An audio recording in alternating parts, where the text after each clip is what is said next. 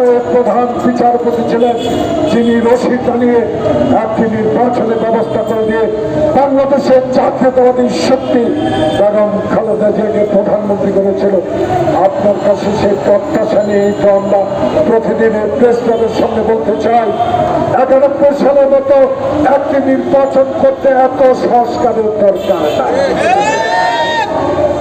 যে সংস্কার প্রয়োজন, যে সংস্কার দিয়ে জনগণ 40 টাকার চাল কিনতে পারবে, সেই সংস্কার আমার দরকার।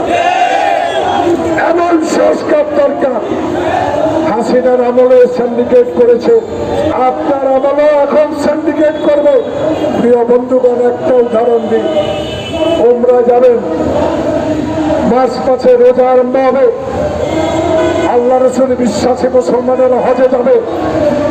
আমি গতকালকে একটি অনুষ্ঠানে শুনতে পেয়েছি 40,000 টিকিট জেদ্দায় যেতে, সেই টিকিট 90,000 টাকা বিক্রি হচ্ছে। খবর রাখেন না বিমানমন্ত্রী? এই টিকিট কারা কিনছে? 100-200 টিকিট এই সিন্ডিকেটেরা কিনে অফিসে জমা রেখে এই টিকিট 40,000-45,000 টাকা দিয়ে কিনে বিমান থেকে 90,000 টাকা বিক্রি করছে। উপদেষ্টারা কি করেন? গোয়েন্দারা কি করেন? খবর রাখেন না? খবর রাখতে হবে। এই সিন্ডিকেটটা এখন হাসিনার নাই, হাসিনা তো হিন্দুস্তান।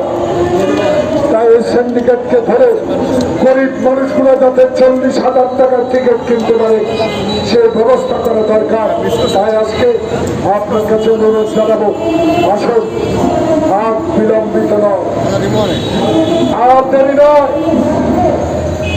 শহীদ খোকনের রক্ত, মুক্তির রক্তের বিনিময় অর্জিত এই দ্বিতীয় স্বাধীনতার সম্মান আপনাকে অক্ষুণ্ণ রাখতে হলে অনতিবিলম্বে নির্বাচনের তারিখ আপনাকে ঘোষণা করতে হবে। সংস্কার চলবে, নির্বাচনের 3 তারিখে চলবে, নির্বাচনের প্রস্তুতি চলবে। অনেক কথাই শুনি, সেই কথাগুলোর উত্তর সময় মতো দেওয়া হবে। সময় খুব কাছে।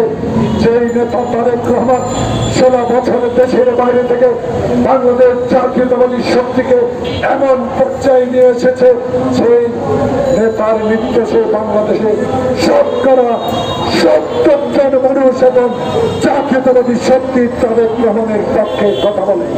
তাই আজকে আমরা বলতে চাই, নির্বাচন যদি না, তাই আজকে সংস্কারের চলবে, নির্বাচনের তারিখ ঘোষণার দাবি জানিয়ে সংস্কৃতি দলের সবাইকে ধন্যবাদ জানিয়ে আমার বক্তব্য শেষ করছি। আল্লাহ হাফেজ।